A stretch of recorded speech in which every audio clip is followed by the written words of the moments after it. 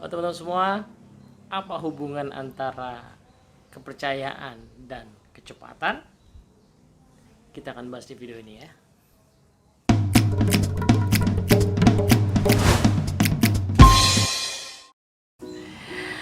Oke, assalamualaikum warahmatullahi wabarakatuh. Beberapa tahun yang lalu saya terkecoh dengan sebuah buku yang judulnya The Speed of Trust. Terbit di salah satu toko buku yang memang langganan gitu ya. Terus saya langsung beli buku itu bukan karena paham isinya. Bahkan saya nggak paham setelah baca beberapa kali ya, nggak langsung paham maksudnya. Tapi saya beli buku itu karena penulisnya. Jadi ada kata Steven dan ada kata Covey. Nah, sebagai penggemar Seven Habits, saya langsung ambil bukunya, saya bawa pulang. Lalu pas saya baca, ternyata itu bukan Stephen Covey yang saya kira. Ya, karena saya nggak ngeh di situ ada tulisannya adalah Stephen M.R. Covey. Nah, ada M-nya di situ. Rupa-rupanya beliau adalah anak dari Pak Stephen Covey ya. Disebut-sebut anak laki-laki tertua. Jadi anak ada 9. Dia anak laki-laki tertua yang namanya emang Stephen juga depannya, tapi ada M-nya gitu ya. Nah, beliau ini adalah pakar soal trust, pakar soal kepercayaan. Tesis awal di buku tersebut adalah kenapa kok dikasih judul The Speed of Trust. Nah, kalau di Indonesia kan mungkin agak membingungkan juga ya, cepatnya kepercayaan gitu barangkali, atau ya kalau mau agak sedikit lebih panjang mungkin kecepatan yang lahir dari kepercayaan gitu misalnya. Nah, tapi maksudnya begini, jadi beliau membahas di buku tersebut bahwa kalau kepercayaan di dalam sebuah organisasi, sebuah keluarga, sebuah masyarakat itu tinggi, maka segala hal yang berlangsung di sana cenderung cepat. Jadi kecepatan cenderung meningkat. Sebaliknya, kalau kepercayaannya rendah, maka kecepatan cenderung menurun, akhirnya jadi lambat gitu ya. Nah, mungkin saya suka pakai perumpamaan, misalnya kita pesan makanan di warung ya. Kalau kepercayaan sudah sangat tinggi kepada warung itu, maka cepat banget kita pesan apa-apa. Pak, biasa. Oke mas, aman. Datang pesanan kita, ya kan? Kenapa? Kok bisa begitu? Ya karena kepercayaannya sudah sangat tinggi. Nah, tapi kalau kita baru masuk ke warung yang kita baru kenal, ya kepercayaannya belum tinggi, maka kita akan detail banget memberikan instruksi, ya kan? Nasinya jangan banyak-banyak, cukup. Oh, kita perhatikan bagaimana diambilkan makanannya, diambilkan lauknya satu demi satu gitu. Nah, kurang lebih seperti itulah gitu ya. Nah, hubungan kita dengan rekan kerja juga begitu kan. Kalau seandainya kita sudah sangat kenal dan cukup dekat, cukup baik, maka apa-apa urusan itu cepet aja. Tapi kalau hubungannya baru kenal atau mungkin tidak terlalu baik, maka apa-apa jadi lambat. Mau ketemu aja, mau meeting aja, mikirnya berkali-kali gitu ya. Nah, jadi kecepatan itu dipengaruhi oleh kepercayaan. Ya. Nah, tapi kepercayaan tidak hanya mempengaruhi kecepatan ternyata. Kepercayaan juga mempengaruhi biaya. Jadi kalau kepercayaan tinggi, biaya itu rendah. Ya kan? Di organisasi yang tingkat kepercayaan yang tinggi, maka audit itu nggak berlapis-lapis. Tapi di organisasi yang tingkat kepercayaan rendah, audit, formulir, segala macam itu berlapis-lapis. Ya, begitu pula di masyarakat. Nah, jadi Pak Stephen M.R. juga mengutip ya buku dari Francis Fukuyama, judulnya Trust juga gitu ya. Ya, Pak Francis selingkupnya lebih luas ya, bicara soal politik, soal masyarakat ya. Kalau di masyarakat yang tingkat kepercayaan tinggi ya, high trust society itu, maka banyak hal itu ya jadi lebih rendah ya cost-nya, kemudian juga jadi lebih cepat apa-apa gitu ya. Nah, tapi kalau low trust society maka kebalikannya ya, apa-apa lama ya dan apa-apa mahal gitu. Nah, terus apa hubungannya dengan kepemimpinan ya? Nah, ini menarik ya. Jadi kepemimpinan itu kan kalau mau disederhanakan adalah bagaimana kita mencapai hasil melalui orang lain. Ya kan? Jadi disebut kepemimpinan kalau kita bisa menggerakkan orang untuk mencapai hasil bersama. Nah, kita punya 10 anggota tim, kalau semuanya mesti kita yang ngerjain, ya berarti tidak ada kepemimpinan di situ, ya kan? Disebut kepemimpinan kalau kita punya anggota tim 10 orang, nah, semuanya itu bisa bergerak mencapai tujuan bersama, ya kan? Nah, mau gerak bareng lah gitu. Nah, tim yang geraknya cepat, ya, koordinasinya cepat, itu adalah tim yang trust-nya di situ sangat tinggi. Sebaliknya, tim yang geraknya lambat, maka itu kemungkinan kalau cek pasti trust-nya sangat rendah. Nah, Pak Stephen Emmer menjelaskan dengan sangat menarik, ya, bagaimana kepercayaan itu tumbuh, ya, dari mulai di level yang paling kecil sampai level besar tadi, negara, ya, bahasanya Pak Francis Fukuyama tadi. Beliau mengumpamakan, ya, trust itu seperti wave, seperti gelombang. Jadi kalau di pelatihannya itu ada video yang menggambarkan ripple effect, ya, bagaimana satu tetes air diteteskan ke satu kubangan air gitu, ya, itu akan terjadi ripple effect gitu, ya, gelombang gitu. Nah, jadi beliau mengumpamakan kepercayaan di lingkup yang lebih luas itu terjadinya karena kepercayaan sudah terjadi dulu di lingkup yang lebih kecil gitu. Jadi kalau lingkupnya masyarakat, kita pengen terjadi, ya, kepercayaan tinggi di lingkup masyarakat, maka di lingkup yang lebih kecil dari masyarakat itu harus terjadi dulu, ya, di organisasi, di industri dan sebagainya. Nah, maka begitu dirunut, ya, maka kepercayaan itu titik awalnya bermula dari kepercayaan tentang diri kita, atau dalam bahasa lain adalah kelayakan kita untuk dipercaya sebagai individual. Nah, beliau menyebutnya sebagai self trust. Kalau kita sebagai individu layak dipercaya, maka kita akan mudah untuk masuk ke gelombang kedua, namanya relationship trust, membangun hubungan antar manusia yang saling mempercayai. Susah buat kita membangun kepercayaan dengan orang lain kalau diri kita ini tidak layak dipercaya, atau kebalikannya, susah buat kita membangun hubungan yang kepercayaan tinggi dengan orang kalau orang yang kita ajak berhubungan itu adalah orang yang tidak layak untuk dipercaya. Nah, gitu. Nanti dari relationship trust akan berkembang menjadi organizational trust, ya, berkembang menjadi market trust, dan paling besar adalah societal trust, ya, kepercayaan di level masyarakat gitu. Nah, video kali ini akan saya fokuskan, mungkin tidak sampai ke societal trust, itu someday akan kita bahas sampai ke sana, tapi kita akan bahas di lingkup yang paling kecil dulu, kemudian mungkin sedikit melebar ke dalam lingkup yang keduanya. Cuman mungkin next yang kedua itu lebih detail di video berikutnya lah, ya, gitu, ya. Nah, yang pertama tadi, ya, kepercayaan itu dimulai dari membangun kelayakan dipercaya atau self trust. Nah, apa yang membuat diri kita layak dipercaya? Pak Stephen Emmer membahas bahwa gedeannya yang membuat orang dipercaya itu ada dua. Pertama, urusannya sama karakter. Yang kedua, urusannya sama kompetensi. Nah, jadi misalnya, ya, saya mempercayai seorang dokter gigi.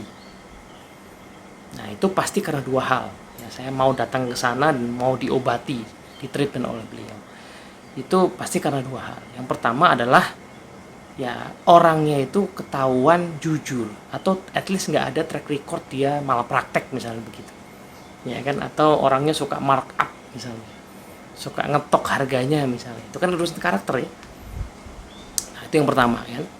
Nah, yang kedua tentu, ya, karena kompetensinya, dia memang punya kredensial sebagai dokter gigi.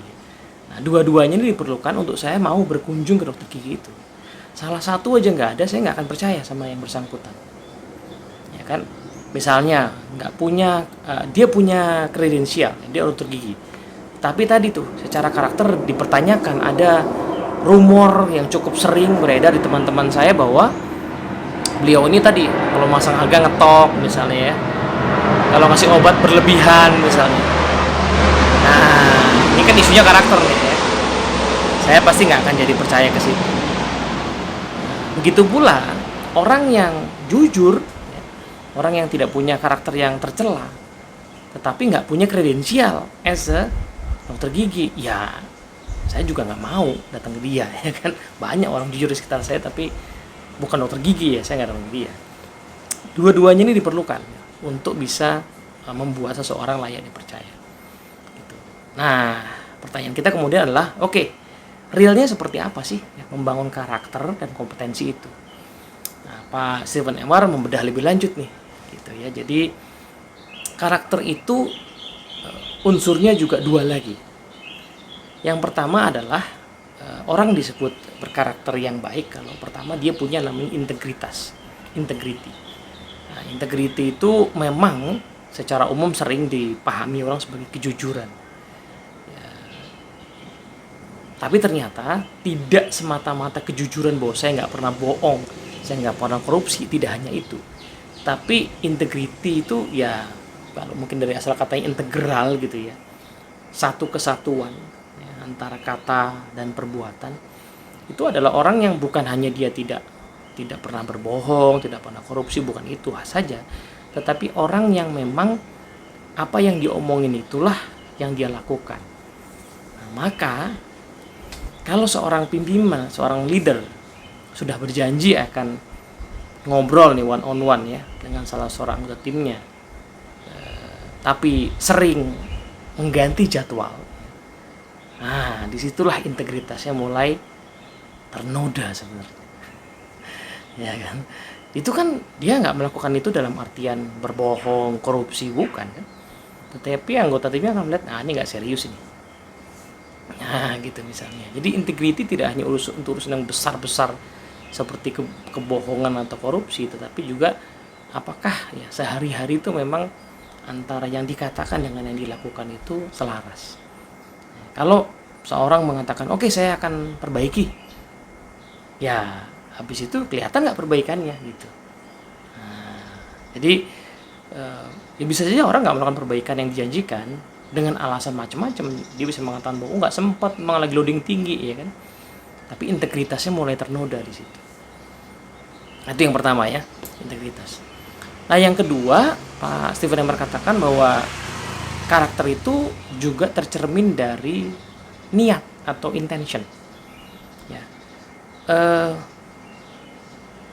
Kita tahu lah bahwa kita ketemu sama orang itu, somehow kita tahu niatnya, sama kita bisa merasakan niatnya. Apa niatnya?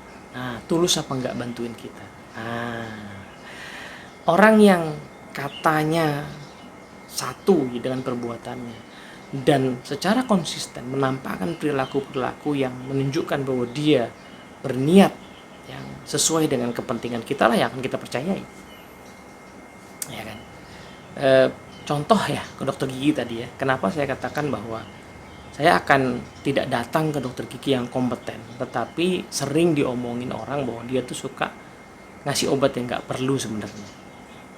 Tentu saja dia tidak berbohong, dia akan menjustifikasi obat yang dikasih dengan segala macam cara. Tetapi itu menunjukkan niat yang berbeda. Niatnya dia bukan menolong saya, niatnya dia adalah mengambil keuntungan bagi dirinya sendiri kan. Which is itu sah-sah saja, tapi jelas tidak akan membuat saya percaya lebih lanjut. Gitu. Nah, itu satu ya. Tapi ada masalah niat yang lebih menantang lagi nih. Ya. Dalam konteks kepemimpinan misalnya, kita tiba-tiba dipindahkan ke dalam sebuah bagian, mimpin sebuah bagian yang kita sebenarnya nggak suka di situ. Ya, kita nggak suka di situ. Lalu tanpa sadar kadang-kadang ada leader yang masang niat begini, udahlah saya kerjain aja seadanya lah, yang penting saya ya moga-moga cepet-cepet dipindah deh dari sini. Nah kalau niatnya udah begitu, maka jangan harap anggota tim kita mempercayai kita untuk memimpin mereka dengan sungguh-sungguh juga. Nah ini yang saya pernah amati bahwa ini suka nggak sadar nih leader ya, bahwa niat seperti itu bisa membuat timnya sebenarnya tidak trust, lalu nggak sungguh-sungguh gitu menjalankan instruksinya misalnya. Jadi bisa jadi niat seperti itu. Ada orang tua yang niatnya itu tanpa sadar memasang, ketika misalnya mendorong anaknya untuk belajar, itu bukan supaya anaknya ngerti apa yang dipelajari. Ini lagi masa-masa banyak PJJ nih ya, jadi pembelajaran jarak jauh dari orang tua agak punya peran banyak. Tapi bukan semata-mata ingin anak yang ngerti pelajarannya, tapi semata-mata supaya cepat selesai urusan pelajaran itu. PR-nya tuh cepat kelar. Nah, ini tentu akan terasa oleh anak bahwa ya niatannya berbeda gitu. Nah, karakter tercermin dari dua hal tadi, integritas dan intention atau niat. Oke, nah sekarang kompetensi. Kompetensi itu tercerminnya dari mana atau apa yang mesti kita bangun dalam mengembangkan kompetensi. Pak Stephen Lemar bahas bahwa kompetensi itu juga dua ya, komponennya. Komponen yang pertama adalah capability atau kemampuan ya. Jadi apakah kita sudah punya kemampuan yang diperlukan untuk ya, melakukan hal yang kita ingin dipercaya itu ya. Kalau dokter gigi ya punya kredensial, punya pengalaman itu. Nah, itu menentukan. Nah, masalahnya kadang-kadang ada kemampuan-kemampuan yang sebenarnya perlu dipelajari seiring waktu. Karena tidak dipelajari jadi bikin orang ragu-ragu sama kita gitu. Ya, misalnya nih, kita udah siapin data yang bagus. Tapi data itu ya kita belum olah ya dengan kemampuan sehingga data itu bisa tercermin dalam sebuah presentasi yang menarik gitu ya, meyakinkan. Nah, maka tiba-tiba kita seolah-olah nggak dipercaya tuh, padahal datanya benar, analisanya benar. Tapi karena tampilannya tidak cocok ya, tidak meyakinkan, ya orang jadi nggak percaya. Bukan karena datanya bohong, bukan karena tidak punya integritas, tapi karena cara penampilannya tidak meyakinkan. Nah, itu urusan kemampuan. Jadi kalau kita mau dipercaya, maka harus membangun kemampuan yang memadai gitu ya. Nah, problem kadang-kadang muncul begini teman-teman. Jadi ada satu kondisi seorang individual kontributor naik jadi tim leader, secara teknis dia menguasai, tetapi mungkin anggota timnya belum mempercayai kemampuan dia untuk memimpin. Apakah tim ini akan bagus dipimpin oleh orang ini? Nah, itu dia.